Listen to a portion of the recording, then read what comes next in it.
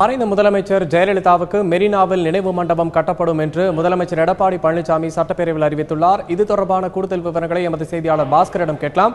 வணக்கம் பாஸ்கர், மறைந்த முதலமைச்சர் ஜெயலலிதாவுக்கு நினைவு மண்டபம் அமைப்பது குறித்து முதலமைச்சர் வெளியிட்ட அறிவிப்பு பத்தி விரிவா சொல்லுங்க.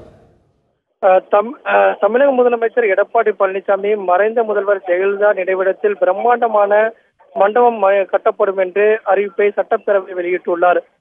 உலகளவிய அளவில் கட்டிட வல்லுநர்களிடமிருந்து வரைபடங்கள் கேட்டு விளம்பரப்படுத்தப்பட்டுள்ளதாகவும், வரைபடம் வந்தவுடன் நிபுணர் குழுவுடன் ஆலோசித்து அனைவரும் பாராட்டும் வகையில் மிக பிரம்மாண்டமான நினைவு மண்டபம் கட்டப்படும் என்று முதல்வர் எடப்பாடி பழனிசாமி சட்டப்பேரவையில் அறிவித்திருக்கார். மறைந்த முதலமைச்சர் ஜெயலலிதா நினைவிடத்தில் பிரம்மாண்டமான மணிமண்டபம் கட்டப்படும் என்ற அறிவிப்பை தமிழக முதலமைச்சர் எடப்பாடி பழனிசாமி அறிவித்திருக்கார்.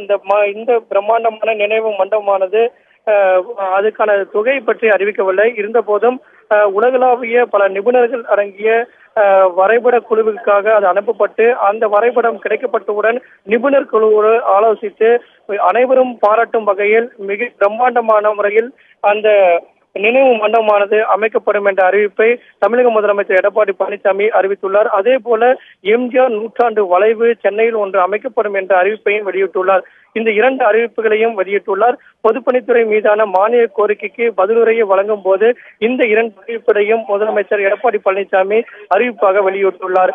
அதைத் தொடர்ந்து பல்வேறு அறிவிப்புகள் வெளியிடக்கூடிய நிலையில முன்கூட்டியே இரண்டு முக்கிய அறிவிப்புகளை தமிழக முதலமைச்சர் எடப்பாடி பழனிசாமி அறிவித்துள்ளார்.